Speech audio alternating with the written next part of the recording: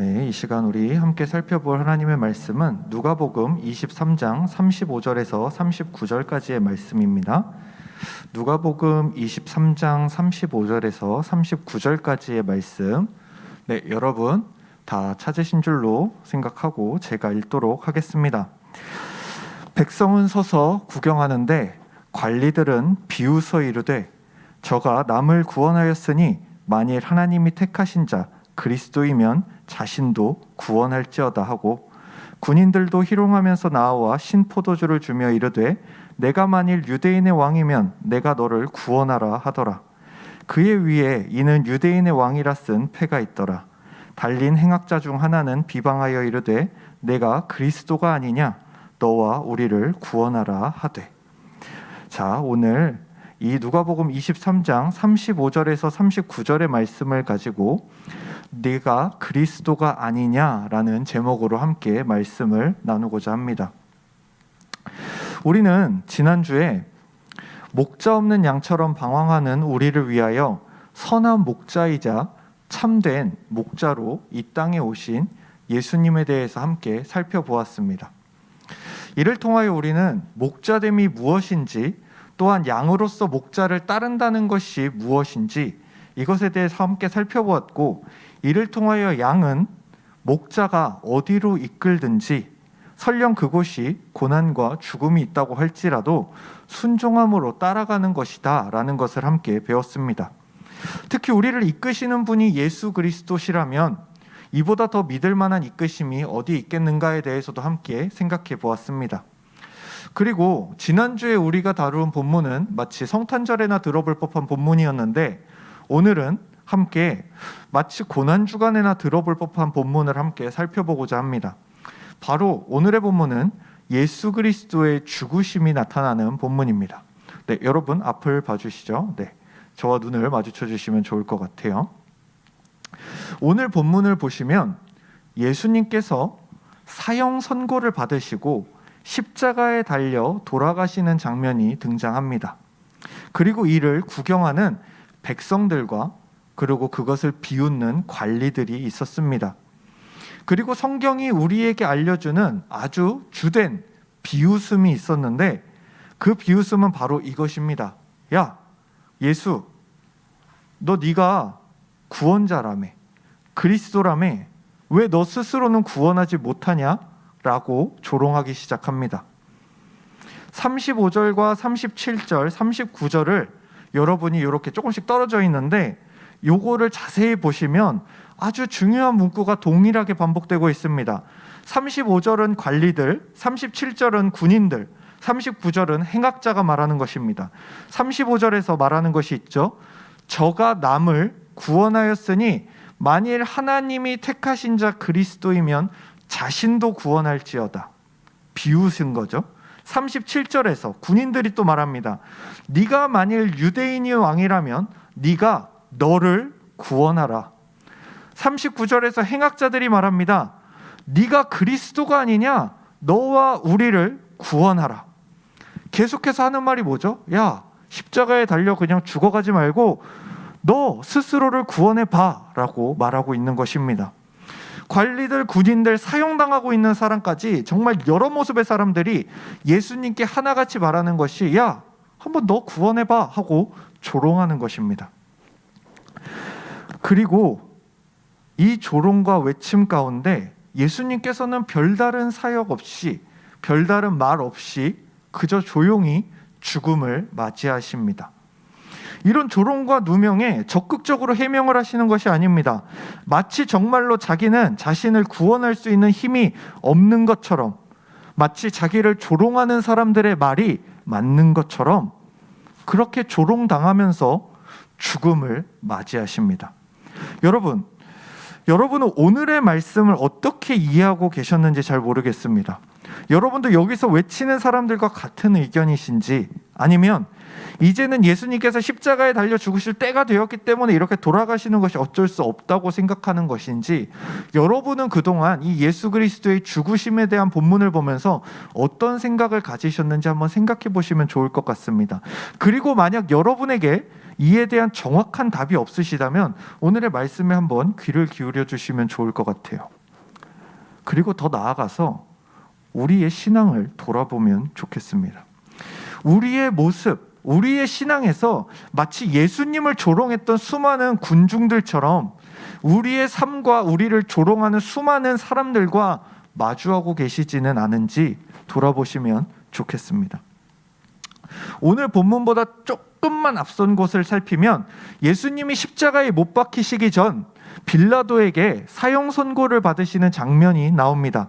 우리는 사도신경을 외우는 덕분에 빌라도가 주도적으로 예수님을 죽인 것처럼 알고 있으나 본문의 내용은 조금, 이 모습은 조금 다르죠. 빌라도는 어떻게든 예수님을 한번 살려보고자 했습니다. 그는 22절에서 이렇게 말합니다. 빌라도가 무려 3번째 말하는 겁니다. 3번씩이나 말하되 이 사람이 무슨 악한 일을 하였느냐? 나는 그에게서 죽일 죄를 찾지 못하였나니 그냥 때려서 놓으리라. 예수님을 죽이지 않겠다고 3번씩이나 말하고 있습니다. 빌라도는 3번씩이나 예수님을 살리기 위해 군중과 대립합니다. 그러나 군중들은 마치 폭동을 일으킬 것처럼 더욱 성난 모습을 보이며 예수를 십자가에 못 박아 죽이라고 외칩니다. 그리고 대뜸 살인한 바라바라는 사람과 예수님을 맞교환하자고 얘기합니다. 살인한 자는 당연히 사형을 당해야 하는데 오히려 그를 풀어주고 예수를 대신 죽이라는 것이었죠. 이런 말도 안 되는 요구가 강압적인 분위기에서 일어나자 이 결정권자였던 빌라도는 자신의 안위를 위해서, 자신의 평안을 위해서 어떻게 하죠? 그래, 예수 갖다 죽여라고 말합니다.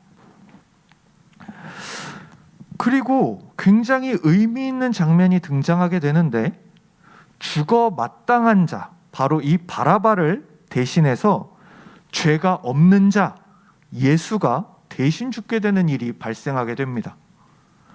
25절입니다.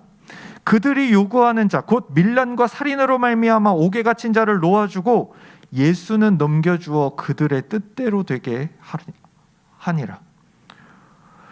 그런데 저와 여러분은 이보다 더 말도 안 되는 사건을 알고 있습니다. 바로 요한복음 3장 16절의 말씀이죠. 여러분 다 외우시는 말씀이죠. 어떤 말씀입니까? 하나님이 세상을 이처럼 사랑하사 독생자를 주셨으니 이는 그를 믿는 자마다 멸망하지 않고 영생을 얻게 하려 하심이라. 하나님이 세상을 뭐 그리 사랑할 게 있으시다고 세상을 사랑하셔서 자기의 독생자 아들을 주셨습니다. 단순히 살인자와 이렇게 맞교환하는 그런 수준이 아닙니다. 인간 대 인간을 맞교환하는 것도 살인자와 죄가 없는 자를 이렇게 맞바꾸는 것이 부당하다고 여겨질 터인데, 하나님께서는 심지어 이 죄 많은 세상 가운데 있는 수많은 당신의 백성을 사랑하사 자신의 아들을 주시는 말도 안 되는 사건이 일어나게 되었습니다. 하나님께서 우리를 위하여 하나님의 독생자 예수 그리스도를 주셨습니다. 가진 것은 죄밖에 없는 우리를 위하여 하나뿐인 아들을 주신 것입니다. 그렇다면 하나밖에 없는 아들을 우리에게 어떻게 주셨는지가 매우 중요합니다. 우리는 그 해답을 예수 그리스도의 예수라는 이름에서 찾을 수 있습니다. 마태복음 1장 21절은 다음과 같이 증언합니다. 아들을 낳으리니 이름을 예수라 하라. 이는 그가 자기 백성을 그들의 죄에서 구원할 자임이라 하니라. 맞습니다. 여러분, 예수님께서는 자기 백성을 그들 가운데 있는 죄에서 구원할 자이십니다. 사실 이 말씀만 보더라도 오늘 우리가 살펴볼 말씀에 대해 상당 부분의 해답이 주어집니다. 예수님이 이 땅에 계시는 동안 예수님의 사역의 가장 중요하고 주요한 첫 번째 목표가 무엇이었는가?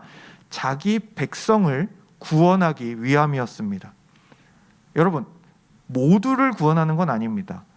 자기 백성을 구원하시기 위해 오셨습니다. 그렇다면 여기까지는 이제 이해를 했습니다. 근데 몇 가지 더 궁금한 점이 생깁니다. 왜 굳이 어린아이의 모습으로 오셨으면서 왜 30년에 가까운 삶을 보내시다가 약 햇수로 3년 정도 되는 공생의 기간을 보내시고 수많은 기적들을 보이셨다가 그 모든 기적들을 뒤로 한 채 오늘의 본문처럼 십자가에서 무력하게 돌아가시는지 이해하기가 쉽지 않습니다. 이는 이 부분을 우리가 알기 위해서는 예수님의 겟세마네 기도의 내용을 살펴보면 알기가 조금 수월합니다. 누가복음 22장 42절입니다. 제가 읽겠습니다.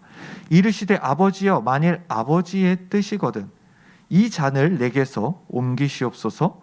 그러나 내 원대로 마시옵고 아버지의 원대로 되기를 원하나이다 하시니, 여기서 가장 중요한 단어를 꼽으라면 아버지의 뜻과 아버지의 원입니다. 아버지가 원하는 것. 우리가 이 말씀을 통해 알 수 있는 것은 예수님께서는 이 땅에 오신 이후로 예수님이 십자가에 달려 돌아가시기 전까지 자기 마음대로 하신 게 하나도 없다는 것입니다. 예수님이 이 땅에 오셔서 죽기까지 하신 것은 무엇인가? 하나님의 뜻과 하나님이 원하시는 것대로 순종하는 것이었습니다.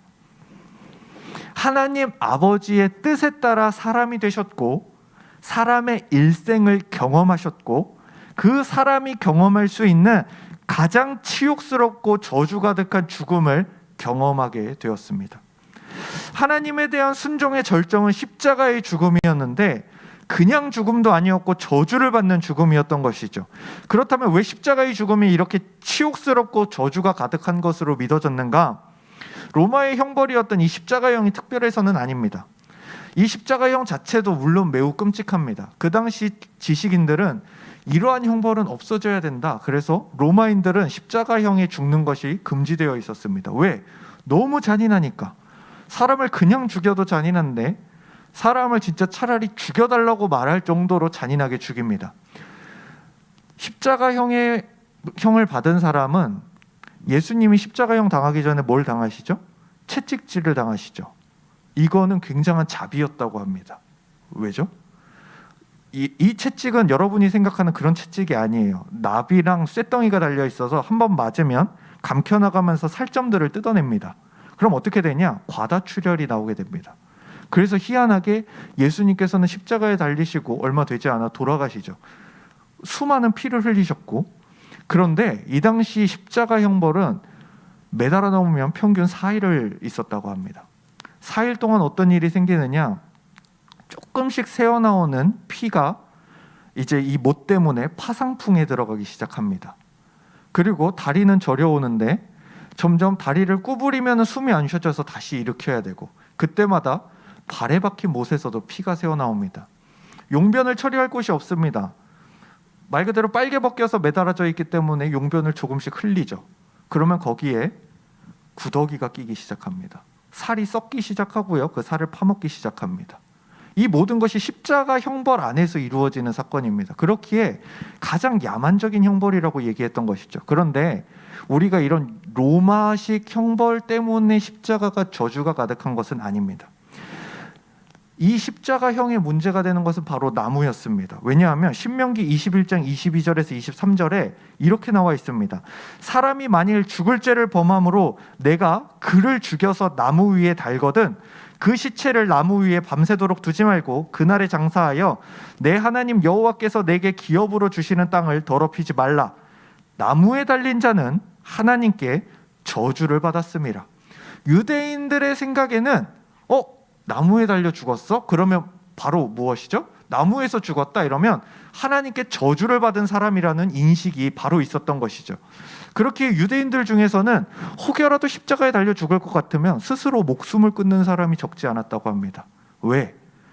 설령 여기서 죽을지언정 하나님께 저주받은 사람까지는 될 수 없다라는 믿음이 있었기 때문이죠. 그렇기에 유대인들은 나무에 달려 죽는 것을 아주 두려워했습니다. 하나님의 저주라는 것은 유대인에게 아주 심각하고도 무서운 부분이기 때문입니다. 근데 예수 그리스도의 죽음이 어디서 이루어지죠? 나무 위에서 이루어집니다.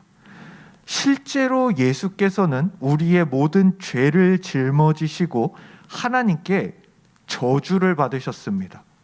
여러분 이걸 잘 기억하셔야 돼요. 예수님이 그냥 죽으신 게 아니라 하나님의 저주를 직접 받으셨습니다. 갈라디아서 3장 13절입니다.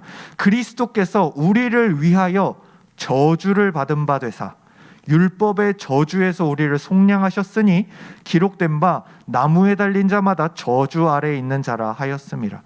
우리를 위하여 저주를 받은 자가 되셨습니다. 우리를 위하여 고난을 받으셨습니다. 우리가 하나님께 받아야 할 모든 저주와 고난과 죽음을 예수님이 대신 받으셨습니다. 그로 말미암아 영원토록 하나님과 함께 하시던, 영원 전부터 하나님과 계속 함께 하시고 하나님과 동행하시고 하나님과 단 한 번도 떨어져 본 적이 없는 그 예수님이 이 십자가에서 하나님과 단절을 맞이하게 되십니다.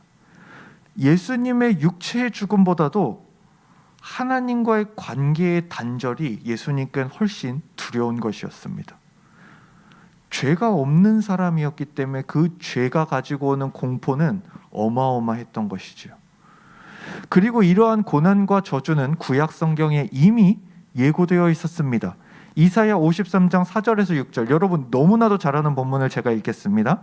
그는 실로 우리의 질고를 지고 우리의 슬픔을 당하였거늘 우리는 생각하기를 그는 징벌을 받아 하나님께 맞으며 고난을 당한다 하였노라. 그가 찔림은 우리의 허물 때문이요 그가 상함은 우리의 죄악 때문이라. 그가 징계를 받음으로 우리는 평화를 누리고 그가 채찍에 맞음으로 우리는 나음을 받았도다. 우리는 다 양 같아서 그릇 행하여 각기 제 길로 갔거늘 여호와께서는 우리 모두의 죄악을 그에게 담당시키셨노라. 예수님께서는 하나님의 계획과 뜻에 따라 모든 것에 순종하셨습니다. 하나님께서는 이미 구약에서부터 예수님이 태어나기 몇백 년 전부터 이미 예수 그리스도의 죽음까지도 계획하고 계셨습니다. 우리는 지난주 우리의 목자로 오신 예수 그리스도에 대해 함께 살펴보았는데 오늘 말씀을 통하여 우리가 알 수 있는 것은 무엇입니까? 예수님께서는 예수님의 양이 된, 목자 대신 예수님의 양이 된 우리가 보여야 할 그 양의 모습까지도 우리에게 보여주셨다는 것입니다. 그분 스스로가 하나님의 어린 양으로서 우리의 모든 죄를 짊어지시고 하나님의 때와 길을 구하며 묵묵히 걸어가셨다는 사실이죠. 이것을 깨달았다면 우리는 예수께서 왜 그렇게 잠잠히 묵묵히 십자가에 달려 돌아가셨는지를 알 수 있습니다. 자, 이제 본문으로 돌아와 아까 읽었던 성경의 사실들을 다시 한번 만나봅시다. 아까 살펴보았던 관리들, 군인들, 행악자들의 외침은 야, 너를 구원해봐 하는 것이었습니다. 남은 구원하였는데 왜 너는 그래? 너 자신도 구원해봐. 네가 만일 유대인의 왕이라면 너를 구원해봐. 너 그리스도 아니었냐? 너와 우리를 구원해봐. 그러나 아까 말씀드렸듯 예수님의 사명과 예수님이 이루셔야 될 하나님의 뜻은 자기 백성을 그들의 죄에서 구원할 자이었습니다. 여러분, 만약 예수님이 자신의 생명과 자신의 명예를 우선시하셨다면 예수님은 우리의 메시아 그리고 곧 그리스도가 될 수 없으셨을 것입니다. 왜냐하면 예수님이 하나님께 받으신 명령은 자기 백성을 그들의 죄에서 구하라는 것이었기 때문입니다. 자신의 목숨을 구하거나 자기를 구원하는 존재가 아니라 자기의 백성을 구하는 것이 예수님의 첫 번째 목표셨기 때문입니다. 그렇기에 예수님은 그 자리에서 잠잠하실 수밖에 없었고 잠잠하셔야 했습니다. 왜냐하면은 예수님께서는 자신을 조롱하는 그 조롱하는 자들의 조롱 자체의 참된 의미를 알고 계셨습니다. 너를 구원하라, 이 말 자체, 너를 구원해봐. 지금 십자가에 달려서 빨개 벗은 채 죽어가고 있는, 온갖 존엄성은 잃어버린 채, 인간의 가장 최소한의 존엄성도 잃어버린 채 죽어가고 있는 너 스스로를 먼저 구원해봐 라는 이 외침은 예수님의 사역을 방해하고 하나님의 뜻을 막으려는 아주 악한 외침이었습니다. 왜 그렇죠? 조롱을 빙자하여 하나님의 사역을 방해하고자 했습니다. 예수님의 죽으심으로 말미암아 하나님의 크신 계획과 구원의 완성이 이루어지려는 때에 예수 그리스도께 하나님의 뜻에 맞서라고 말하는 것입니다. 너의 생명과 안전, 명예와 권위, 그리고 사람들의 지지와 사랑을 지켜. 여러분, 생각을 해봅시다. 너나 구원해봐 하는 외침에 예수님께서 갑자기 기적을 일으키십니다. 손에 못을 뽑으십니다. 다 뽑고 발에 못도 뽑으십니다. 십자가에서 내려오셨습니다. 관리들과 군인들과 행악자를 일렬로 세워놓고 따귀를 때리십니다. 야, 내려왔어. 어떨래? 그리고 나서 예수님이 조롱하던 자들 말도 못하게 만들어버리시고 내가 바로 메시아다 외치셨다면 그분은 권능이 가득한 하나님의 아들이실지언정 우리의 구원자가 되시지는 못합니다. 예수 그리스도의 구원자 되심은 예수님이 우리를 위하여 죽으심으로 완성이 됩니다. 여러분 생각해 보십시오. 그런데 아무리 생각해도 이해가 안 되는 부분이 있습니다. 천지의 창조주이시고 만물의 주관자이신 하나님이 우리의 구원자 되는 게 뭐 그리 대단한 일입니까? 뭐 그렇게까지 대단한 일이라서 예수님이 목숨까지 버려가면서 하나님은 자신의 아들을 죽여가면서까지 굳이 우리의 구원자가 되셔야 했습니까? 까짓 거 그냥 레고 만들듯 이 세상 지워버리고 다시 하나 만드셔도 되는 거 아닙니까? 그러나 하나님은 그러지 않으셨습니다. 우리가 서로 낯설고 남으로 지내다가도 여러분 우리가 지금 만난 지 끽해봐야 이제 한 달 됐습니다. 그나마도 12월 중반부터 설교할 수 있는 기회를 주셔서 이제 딱 한 달 됐습니다. 그런데 우리 그전까지 뭐였죠? 남이었죠. 서로 본 적도 없고 알지도 못하고 서로 존재하는지조차 몰랐던, 저도 여러분이 존재하는지 몰랐고 여러분도 저라는 사역자가 있는지도 몰랐지 않습니까? 그런데 사람이 서로 낯설다가도 만나고 시간을 보내고 하면 정이 듭니다. 서로 아끼고 사랑하다 보면 예수님께서 말씀하셨듯 사람이 친구를 위하여 자기 목숨을 버리면 이보다 더 큰 사랑이 없나니 그들은 내 친구라 말씀하신 것처럼 정말 내 목숨까지도 줄 수 있는 사람들이 생깁니다. 내 자녀일 수도 있고요, 내 부모일 수도 있고요, 내 형제일 수도 있고요, 내 친구일 수도 있습니다. 그런데 예수 그리스도께서 우리를 하나의 소모품으로 여기시지 아니하고 우리를 남처럼 여기시지 아니하고 아무 보잘것없는 우리를 사랑하시기 시작했다는 게 문제였습니다. 그 사랑 때문에 예수님은 우리를 없던 것처럼 하시지 않으셨습니다.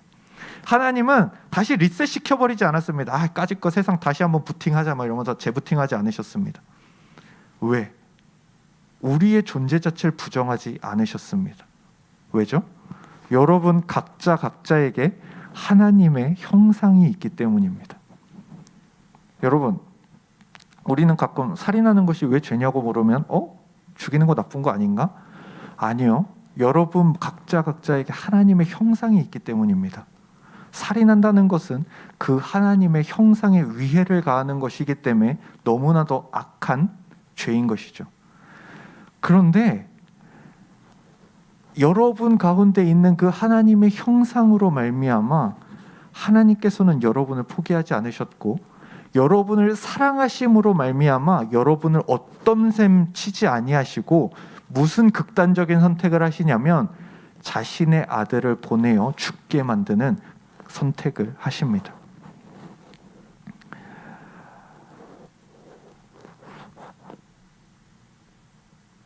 여러분, 다시금 오늘 설교의 제목을 기억하면서 말씀을 마치려고 합니다. 내가 그리스도가 아니냐라는 질문. 그 질문은 예수님을 조롱하기 위해 주어졌으나 예수님에게 그 질문의 무게는 우리가 상상할 수 없을 만큼 무거운 것이었습니다. 네가 그리스도가 아니냐? 겟세마네 동산에서 기도하실 때에 아버지의 뜻이 이루어지길 구하셨던 예수님께 하나님이 원하셨던 것 역시 예수께서 하나님의 백성을 위한 그리스도가 되는 것이었습니다. 즉 하나님의 백성들을 위해 자기 목숨을 버리는 것이었습니다. 요한일서 4장 10절에서 11절입니다. 사랑은 여기 있으니 우리가 하나님을 사랑한 것이 아니요 하나님이 우리를 사랑하사 우리 죄를 속하기 위하여 화목제물로 그 아들을 보내셨음이라. 사랑하는 자들아, 하나님이 이같이 우리를 사랑하셨은즉 우리도 서로 사랑하는 것이 마땅하도다. 여러분, 예수님께서 우리를 위하여 자신을 화목제물로 드리신 것은 우리의 그리스도, 즉 메시아요 구원자가 되기 위함이셨습니다. 화목제물로 목숨을 버리심은 우리를 살리시고 하나님과 화목케 하기 위함이었습니다. 그렇다면 네가 그리스도냐 하는 이 질문은 예수님만 받으실 수 있는 것일까요? 예수님만 받는 질문일까요? 아니요, 저와 여러분도 같은 질문을 받습니다. 네가 그리스도인이 아니냐? 여러분 그리스도인이십니까? 그리스도를 따르는 성도이십니까? 예수님께서 감당하신 무게까지는 아니더라도 우리에게 그리스도인으로서의 거룩한 부담감이 있으십니까? 세상의 조롱과 같은 말, 네가 그리스도인이 아니냐? 야, 너 교회 다니는 거 아니야? 너 그리스도인 아니야? 라는 질문에 여러분은 어떻게 답하시겠습니까? 그리스도인이라는 것은 그리스도를 닮아가는 자들입니다. 그리스도를 따라가는 자들입니다. 그리스도는 어떻게 사셨는지 우리가 살펴보았습니다. 하나님의 뜻을 구하시고 따르셨으며 죽기까지 순종하셨습니다. 여러분이 닮아야 할 모습은 그것입니다. 네가 그리스도인이 아니냐라는 질문의 무게는 이 정도입니다. 여러분도 그 길을 따르실 것입니까? 여러분은 그리스도인이십니까? 함께 기도하겠습니다. 우리 들으신 말씀을 기억하시면서 정말 나는 그리스도인인가? 나는 그리스도인답게 살아가고 있는가? 그리스도인이라고 말할 수 있는 그 삶의 향기가 나의 생활 가운데, 나의 삶 가운데 흘러가고 있는가? 이 시간 혹시 나에게 그런 모습이 없다면 나 역시도 그리스도인으로서 세워져 갈 수 있도록 기도하시고, 또한 나에게 그러한 마음을 주신다면 주님 안에서 온전한 그리스도인으로 세워질 수 있도록 이 시간 함께 기도하시겠습니다.